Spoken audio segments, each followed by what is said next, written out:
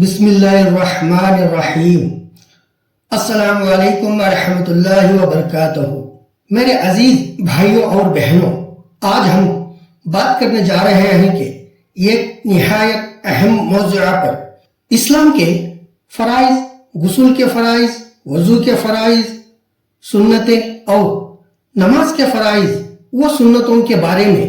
یہ وہ بنیاد دین علم ہے جو ہر مسلمان کو لازمی طور پر جاننا چاہیے۔ تو آئے شروع کرتے ہیں اللہ کے پاک نام سے۔ اسلام کی بنیاد 5 چیزوں پر قائم ہے۔ نبی کریم صلی اللہ علیہ وسلم نے فرمایا، اسلام 5 چیزوں پر قائم ہے۔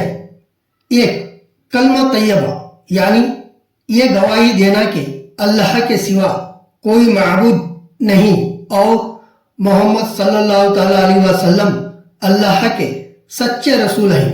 2، دن میں 5 وقت نماز ادا کرنا۔ 3، رمضان کے مہینے میں روزے رکھنا۔ 4، اپنے مال میں سے مستحقین کو حصہ دینا۔ 5، اگر استطاعت ہو تو بیت اللہ کا حج کرنا۔ یہ 5 فرائض ایک مسلمان کی زندگی کی بنیاد ہے۔ جو ان پر عمل کرتا ہے وہ دین کی عمارت کو مضبوط کرتا ہے۔ غسل کے 3 فرائض ہیں۔ جب غسل فرض ہو جاتا ہے تو صرف پانی ڈال لینے سے کافی نہیں۔ شریعت نے غسل کے 3 فرض بتائے ہیں۔ 1، کلی کرنا۔ 2، ناک میں پانی ڈالنا۔ 3، پورے جسم پر پانی بہانا، یعنی جسم کا کوئی حصہ خشک نہ رہ جائے۔ اگر ان میں سے کوئی ایک بھی رہ جائے تو غسل مکمل نہیں ہوتا۔ وضو کے 4 فرائض ہیں۔ قرآن میں اللہ تعالیٰ نے فرمایا، اے ایمان والو، جب نماز کے لیے کھڑے ہو تو اپنے چہرے اور ہاتھ کونیوں تک دھو اور اپنے سروں کا مسح کرو اور پاؤں ٹھکنوں تک دھو۔ وضو کے 4 فرض یہ ہیں۔ 1، چہرہ دھونا۔ 2، دونوں ہاتھ کونیوں سمیت دھونا۔ 3، سر کا مسح کرنا۔ 4، دونوں پاؤں ٹھکنوں سمیت دھونا۔ یہ 4 لازمی ہے۔ اگر کوئی ایک رہ جائے تو وضو باطل ہو جاتا ہے۔ وضو کی سنتیں۔ نبی کریم صلی اللہ علیہ وسلم وضو بڑے پیار اور سکون سے فرمایا کرتے تھے۔ آپ صلی اللہ علیہ وسلم نے وضو کی جو سنتیں سکھائیں وہ یہ ہے: 1، نیت کرنا۔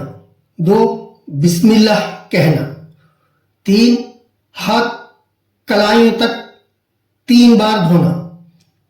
4، مسواک کرنا۔ 5، کلی اور ناک میں 3 بار صاف کرنا۔ 6، ترتیب سے وضو کرنا۔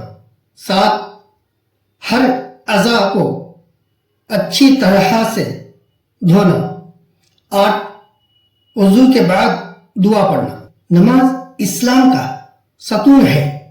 نبی کریم صلی اللہ علیہ وسلم نے فرمایا، نماز دین کا ستون ہے، جس نے اسے قائم رکھا اس نے دین کو قائم رکھا۔ نماز کے اندر یہ 6 فرائض ہیں۔ 1، تکبیر تحریمہ کہنا۔ 2، قیام کرنا۔